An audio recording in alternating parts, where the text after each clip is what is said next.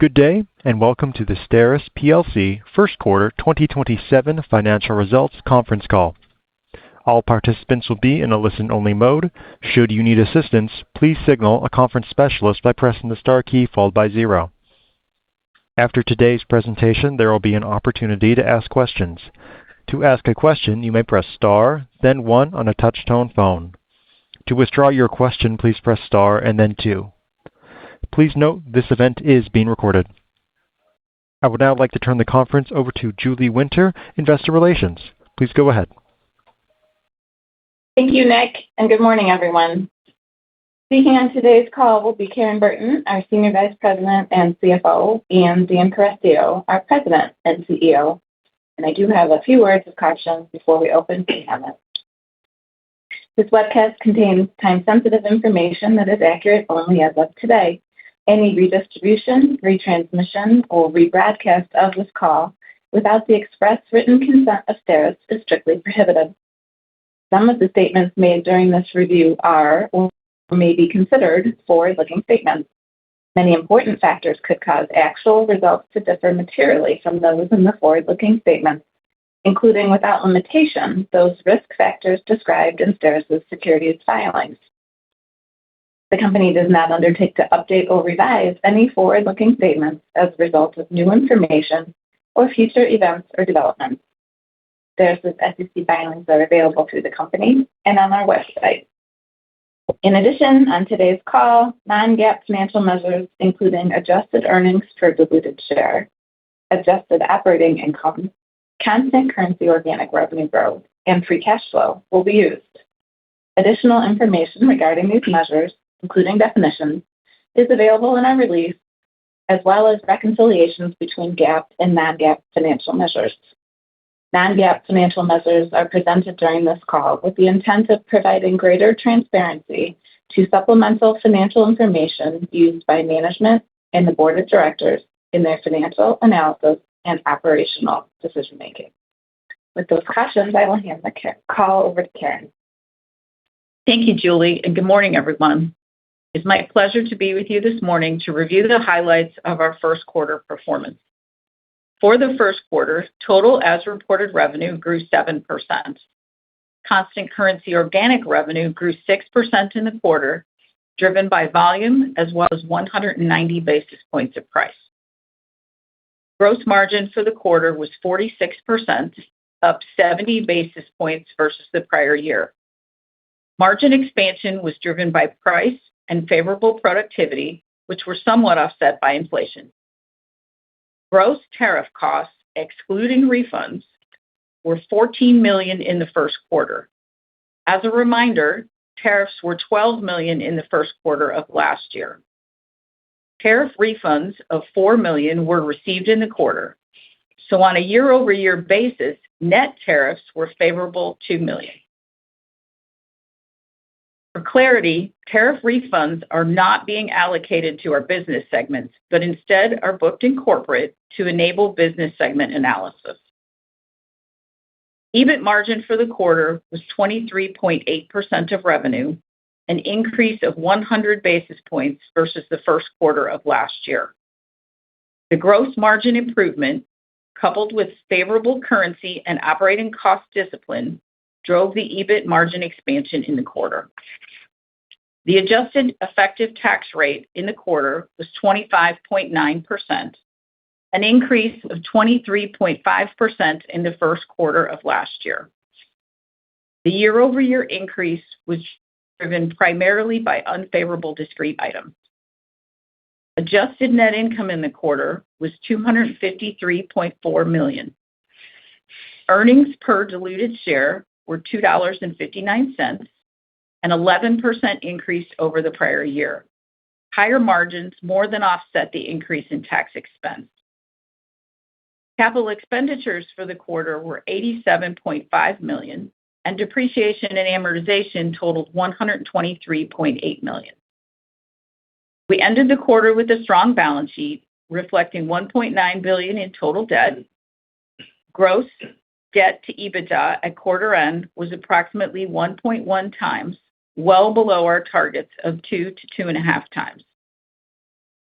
Free cash flow for the quarter was $279.6 million, down from $326.5 million in the first quarter last year.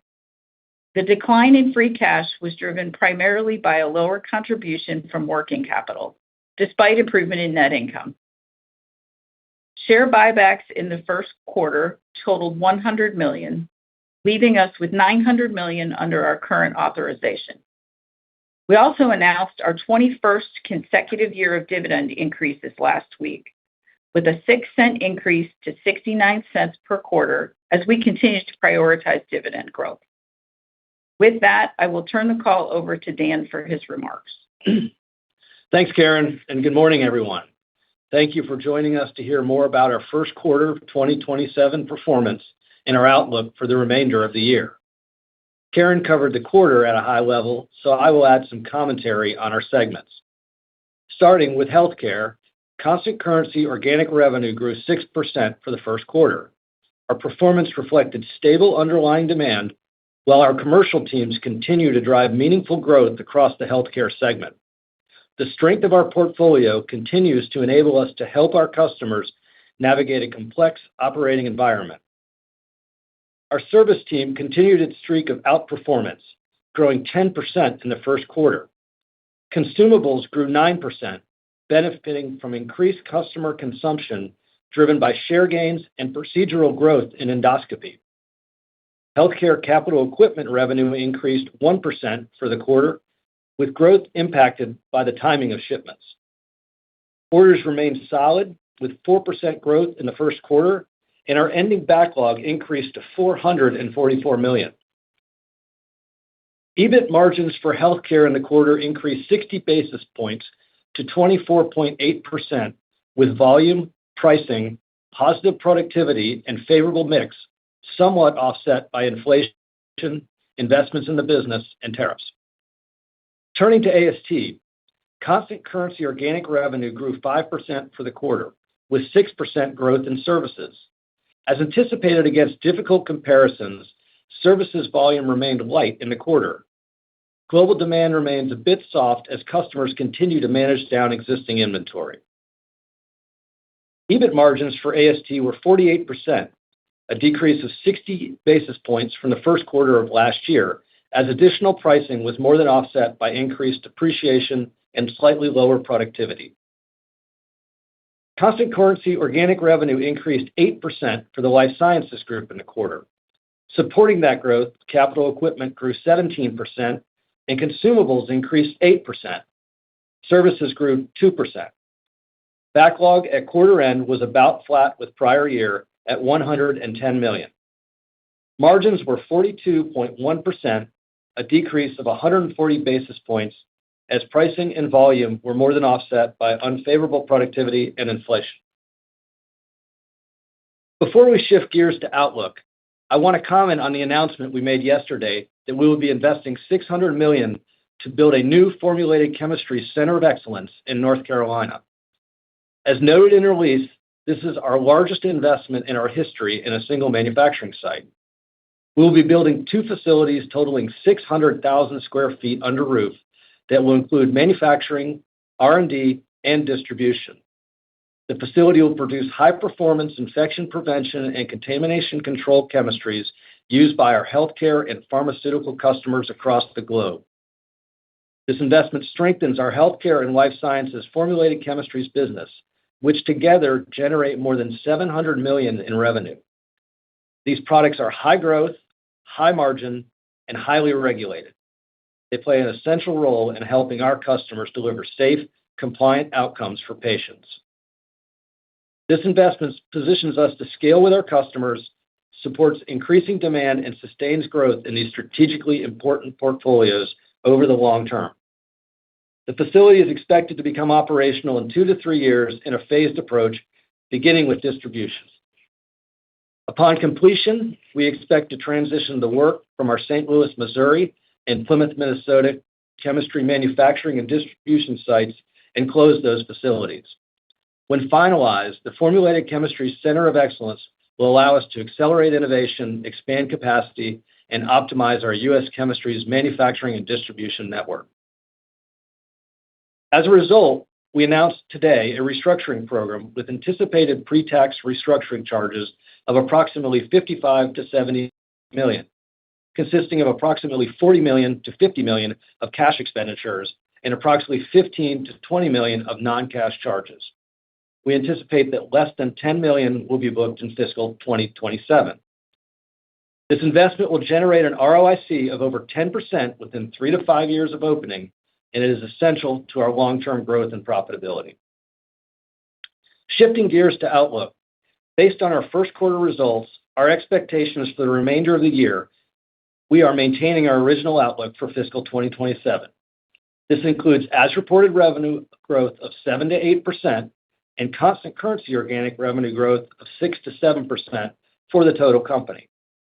Our fiscal 2027 earnings per share outlook is also unchanged at $11.10 to $11.30, growth of 9 to 11% over fiscal 2026. While the total cost of the North Carolina facility is anticipated to be $600 million, the impact on fiscal 2027 is expected to be approximately $75 million in additional capital spending. As a result, CapEx is now anticipated to be approximately $450 million in fiscal 2027.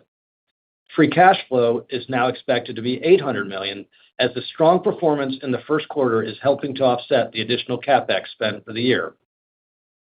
For your modeling purposes, the investment in North Carolina will spread over the next 3 years. As of now, we expect the project to add approximately $350 million in capital spending into fiscal 2028 and the remaining $175 million in fiscal 2029. The project is in the early phases of development, and we will provide additional updates on timing as they become clear. Thank you to all of our associates for continuing to do what we do best, focusing on our customers and striving to do a little better each day. Thank you, and that concludes our prepared remarks for the call. Operator, would you please give the instructions so we can begin the Q&A? Thank you. We will now begin the question and answer session. To ask a question, you may press star, then one on your touchtone phone. If you are using a speakerphone, please pick up your handset before pressing the keys. If at any time your question has been addressed and you would like to withdraw your question, please press star and then two. At this time, we'll pause momentarily to assemble the roster. The first question will come from Brett Fishbin with KeyBanc Capital Markets. Please go ahead. Good morning, guys. Thank you so much for taking the questions. Good update today. Just wanted to ask a little bit about the underlying trends in AST service. I know you've talked about a progression in growth through the year given the tough 1H comps and inventory dynamics, but just curious how you're still thinking about growth from here and if you still expect an uptick into 2H. Yeah, thanks, Brett. This is Dan. Like you said, tough comps in the first half last year. We expect that to linger a bit. But we get into easier comparisons as we started seeing destocking in Q3. We would assume we'd see acceleration at that point and the growth rates of AST. Nothing has changed in the fundamentals, but coming out of the gate last year at 13% in the first 6 months has somewhat tamped down the growth right now. All right, great. And then just to nitpick the other part of the business that was a little bit slower this quarter in healthcare capital equipment. I know you mentioned timing and the backlog number looked pretty strong still. So maybe just a little bit more background on what was going on with order timing and placements and how you think that could ramp as well. Yeah, you can see our backlog swelled, so it really is just a timing issue. Orders were up 4%. We are making real traction in the market right now. I'm highly confident that for the fiscal year we're going to show solid growth for our capital equipment business, and we're reaping the benefits of the last year and a half of solid capital sales as you look to the pull-through that we're getting in our consumables and consumable chemistries, sterility assurance, and services. All right, and last question from me. I think I caught you might have said something about share gains in endoscopy. Maybe if you could just expand a little bit, where in the portfolio you're seeing the gains. Thank you so much. Yeah, let me rephrase that or clarify. We've seen higher growth in endoscopy in terms of procedural growth. We have about a third of our healthcare franchise is correlated to endoscopy. So it's helping us. And we are gaining share in that space, I can assure you, both in the equipment side with the automatic endoscope processors, which are driving solid growth of our chemistries, our dedicated chemistries, as well as the services surrounding the repair of endoscopes and different instruments. Great. Thanks so much. Yeah. The next question will come from Patrick Wood with UBS. Please go ahead. Beautiful. Thanks, guys. I've got two questions, please. I guess the first one, I'm too brain damaged to really wrap my head around some of the tariff stuff. But if we were to X out both the actual refund that you guys got, but then also the expense, so to sort of truly treat it like it never existed, were underlying margins X all of that up, and if so, why? That's the first question. And then very quickly, second question, the $600 million deployment, that's obviously a big move for you guys. What was it that, you mentioned efficiencies and distribution outside, but that's a big move. So what was it that really tilted the scales into wanting to shift all that production? Thanks.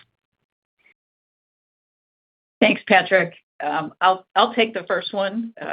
I would love to not talk about tariffs as well. The gross margin is up, absent tariffs. We got favorability from price, productivity.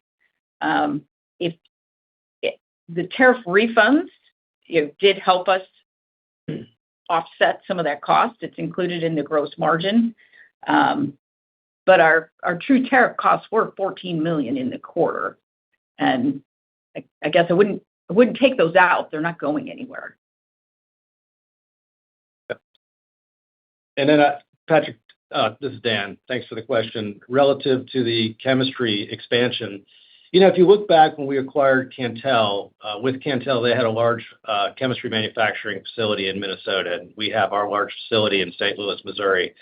The problem is that neither are really expandable, and both are going to be bumping up against the upper limits of capacity in the future. And in order to do anything, we were going to have to do something greenfield. So once we decided that and the consolidation was imminent, then we started determining what the location would be. And based on distribution efficiencies and access to talent, especially in the STEM world, we centered it on North Carolina. So this factory will be the factory of the future for us. There's going to be significant automation. It's going to look and feel like a pharmaceutical clean room. It's going to be very impressive. Love it. Thanks, guys. The next question will come from Matt Etoch with Stephens Inc. Please go ahead. Hey, good morning, and thank you for taking my questions. Maybe just to start, there's been some, concern around hospital utilization rates and procedure volumes. Obviously, you posted some pretty strong growth in your healthcare consumables franchise. I'd love to just double tap on the performance there and what you're seeing within that end market. Thank you. Yeah, thanks, Matt. This is Dan. We haven't seen any slowdown whatsoever, and we see strong growth, especially in the ASC market, and in particular, as I mentioned before, in the area of endoscopy, which carries a lot of weight, with STERIS in terms of our procedure growth impact. I understand, and we are very involved in the conversation with our customers about the challenging environment that they are working in today and will work in the future as it relates to payment. But we do not see an immediate or long-term impact in terms of procedure.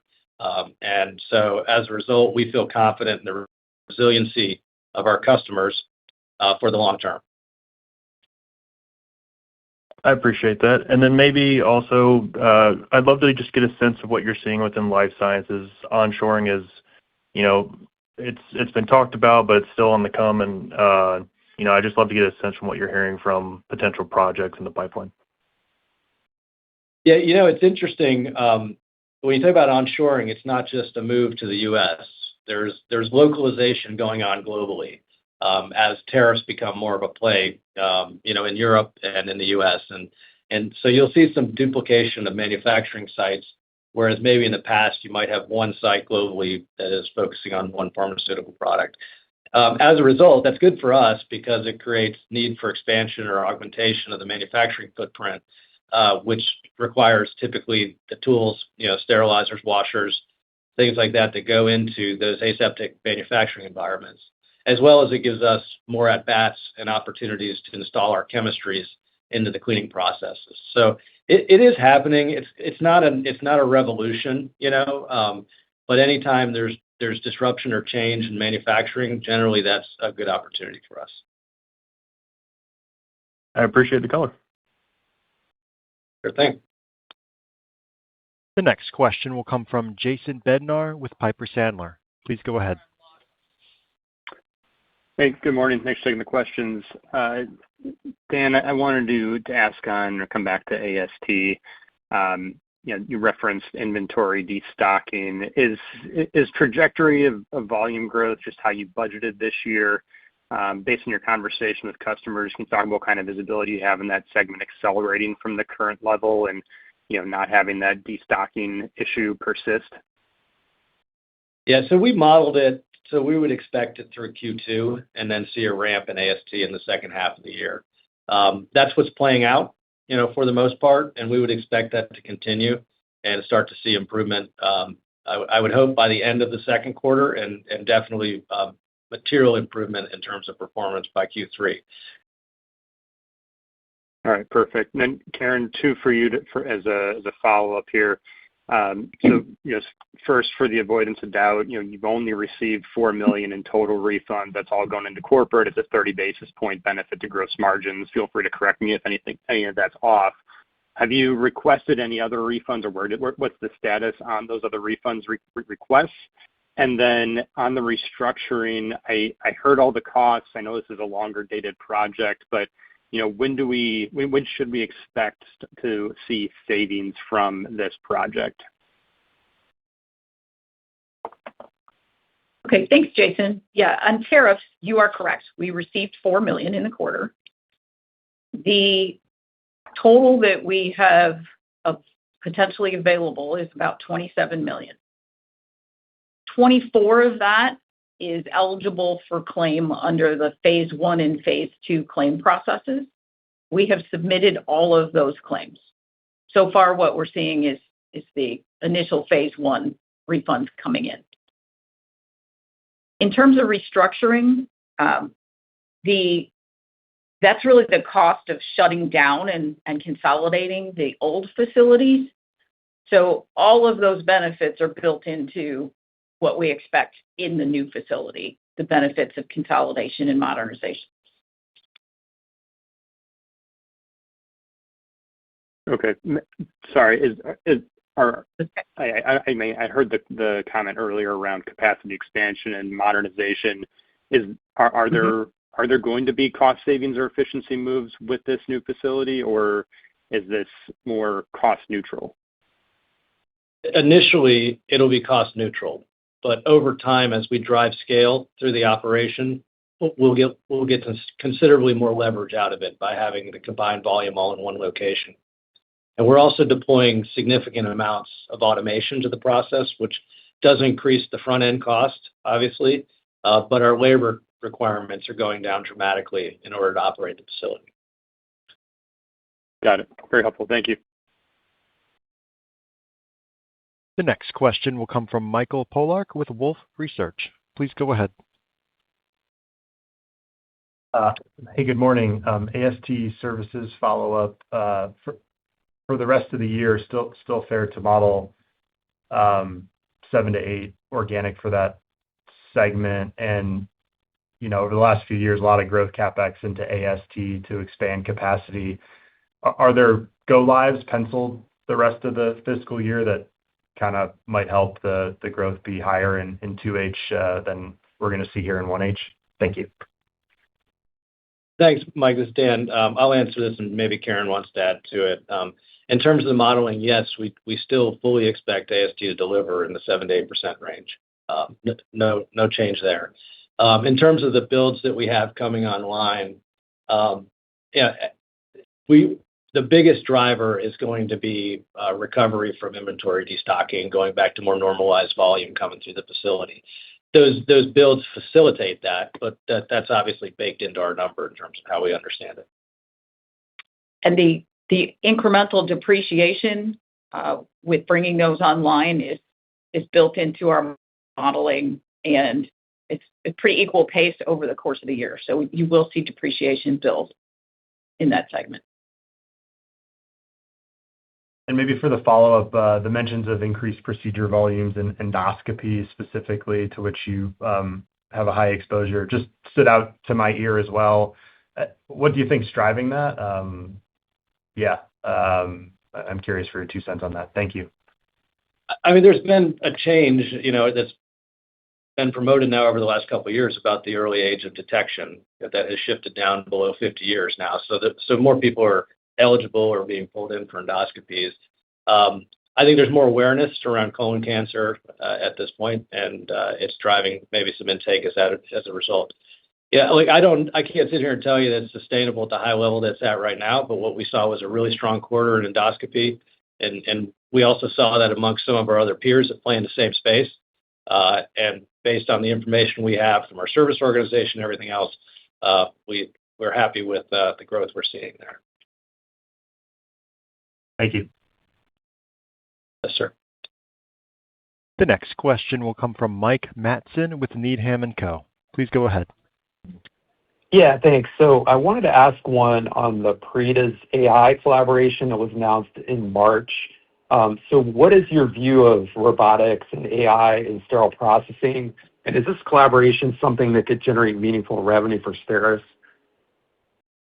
Thanks, Mike. I appreciate the question. It's early development right now. We're very excited about the technology. I do think there's a world in the future where there's some AI or robotic assist that's meaningful in the SPD. As we know, there's a huge challenge of labor in that environment, and there's certain tasks that over time could be automated, like any other process. But we're working hard on what's fairly nascent right now, and when we have something more material to talk about, we will do that. But at this point, it's just early days. Yeah, understand. And then just in AST, capital declined again. I know it's a tiny part of that business, but one, can you explain what happened? And two, can you just remind us what the capital is that you're selling in that business? Thanks. Yeah, Mike. So the capital is typically they're electron beam accelerators that we sell to medtech customers typically, or other applications for electron beam. It's a lumpy business because these projects can be anywhere from $2 to $10 million a unit, even more. So in a quarter where we don't ship a unit, you see a huge change versus prior period if we shipped a unit. The total revenue of the equipment business it fluctuates, but call it somewhere between $18 and $30 million a year. And so it's just purely timing, and it's too small to really spend any time on. Okay, thank you. Yeah. This will conclude our question and answer session. I would like to turn the conference back over to Julie Winter for any closing remarks. Thank you all for taking the time to join us this morning. Look forward to catching up with many of you offline and on the road later this fall. The conference is now concluded. Thank you for attending today's presentation. You may now disconnect.